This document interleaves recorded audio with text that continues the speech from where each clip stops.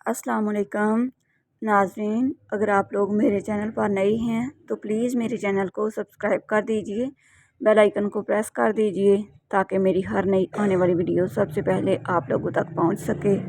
मेरी वीडियोस को लाइक और शेयर कर दीजिएगा, शुक्रिया। अच्छे अच्छे कमेंट में अपनी अच्छी अच्छी राय का इज़हार ज़रूर कीजिएगा। चलते हैं अपनी वीडियो की तरफ। नबी सल्लल्लाहु अलैहि वसल्लम ने फरमाया, जो किसी मुसलमान को ऐसी जगह जलील करेगा जहाँ उसकी इज्जत की जाती है तो अल्लाह उसे ऐसी जगह जलील करेगा जहाँ उसे अल्लाह की मदद की ज़रूरत होगी। जो शख्स इस्तग़फ़ार को अपने ऊपर लाज़म कर ले, अल्लाह उसके लिए हर तंगी से निकलने का रास्ता निकाल लेता है और हर परेशानी और गम से निजात देता है। रसूलुल्लाह सल्लल्लाहु अलैहि वसल्लम ने इरशाद फरमाया, सखी आदमी अल्लाह से नज़दीक होता है, जन्नत से नज़दीक होता है, मगर दोज़ख से दूर होता है। हज़रत मोहम्मद मुस्तफ़ा सल्लल्लाहु अलैहि वसल्लम ने फरमाया, एक शख्स किसी मोमिन को गमगीन करने के बाद उसे तमाम दुनिया भी अता कर दे, तब भी ये उसका कफ़ारा नहीं हो सकता और ना उसे कोई अजर मिलेगा। रसूलुल्लाह सल्लल्लाहु अलैहि वसल्लम ने फरमाया, जो शख्स अल्लाह ताला से 3 मरतबा जन्नत का सवाल करे तो जन्नत कहती है, ए अल्लाह उसको जन्नत में दाखिल कर दे, और जो शख्स 3 मरतबा जहन्नम से पनाह मांगे तो जहन्नम कहती है, ए अल्लाह उसे जहन्नम से बचा ले। रसूलुल्लाह सल्लल्लाहु अलैहि वसल्लम ने इरशाद फरमाया, जब अल्लाह ताला किसी बंदे से मोहब्बत फरमाते हैं तो उसे नरम मजाज बना देते हैं। सजदों में गिरने से पहले उन लोगों को गले लगाएं जो आपकी वजह से अज़ियत में हैं, क्योंकि दिल आसारियाँ माफ़ नहीं होती। एक अदब ये है कि कुरान की रोज़ाना तलावत की जाए।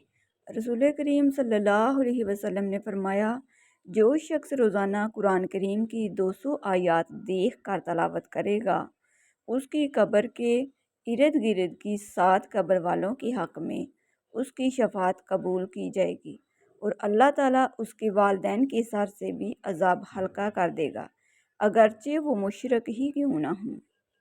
सईदा फ़ातिमा ज़ुहरा रज़ी अल्लाह ताला अन्हो कभी गुंबद कभी मीनार की याद आती है, नाते पाक से मेरे सरकार की याद आती है। होता है जब भी नेक खातूनों का जिक्र, सईदा फ़ातिमा ज़ुहरा के किरदार की याद आती है।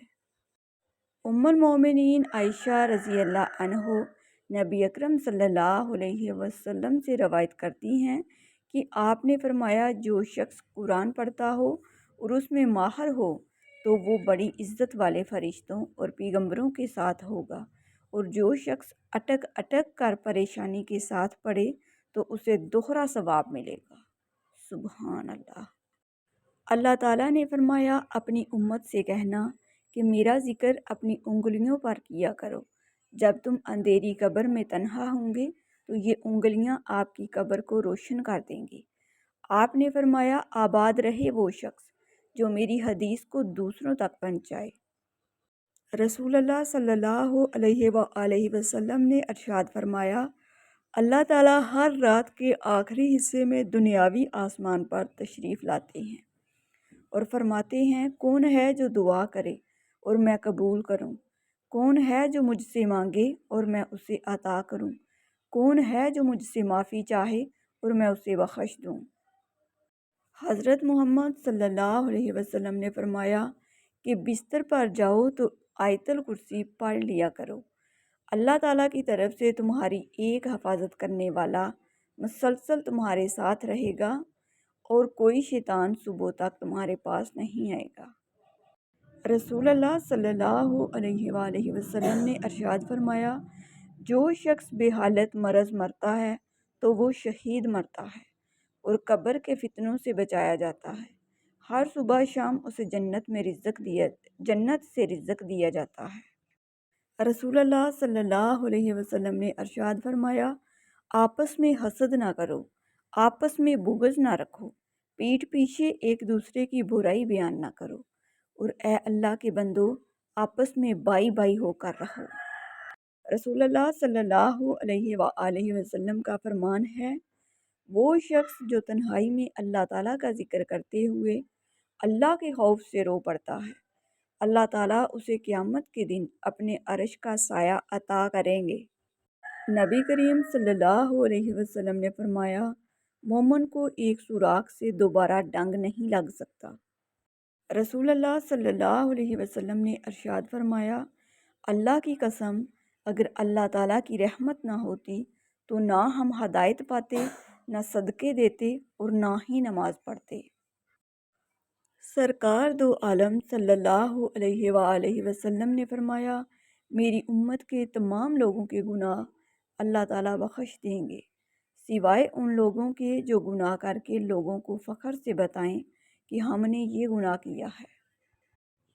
رسول اللہ صلی اللہ علیہ وآلہ وسلم نے فرمایا، اللہ تعالیٰ فرماتے ہیں، میرے ذکر کے لیے وقت نکالو، میں تمہارے کام میں برکت عطا کروں گا، ورنہ دنیاوی کاموں کی کثرت تم پر اس قدر مسلط کر دوں گا کہ تمہیں فرصت ہی نہ ہوگی اور سکون سے محروم رہو گے۔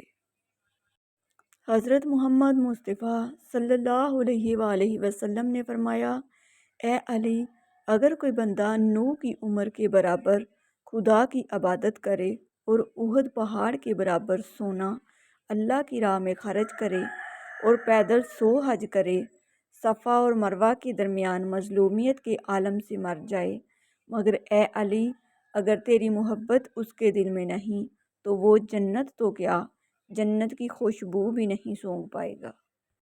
رسول اللہ صلی اللہ علیہ وسلم نے فرمایا، لا حول ولا قوت الا باللہ، کثرت سے پڑھا کرو، کیونکہ یہ کلمات جنت کے خزانوں میں سے ایک خزانہ ہے۔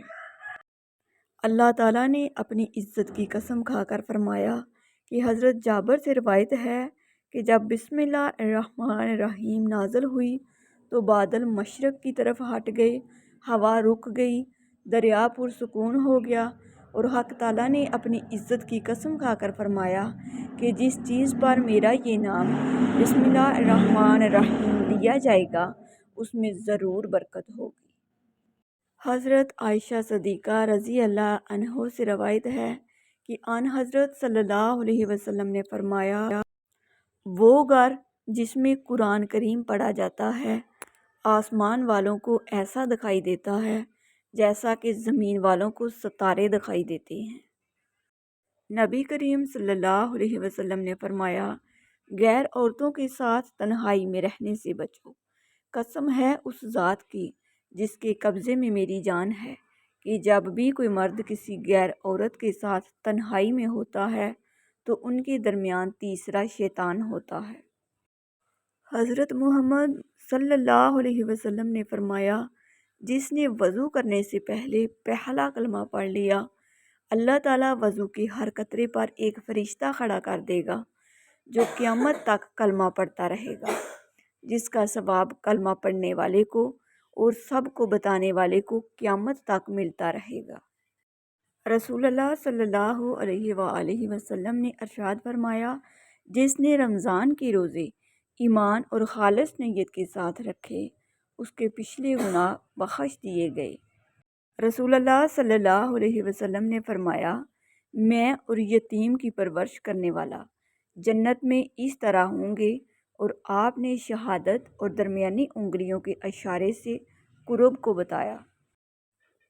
رسول اللہ صلی اللہ علیہ وسلم نے فرمایا، انسان کی ہر بات کا اس پر وبال ہوگا اور کسی بات سے فائدہ نہ ہوگا سوائے امر بالمعروف اور نہی عن المنکر اور ذکر الہی کے۔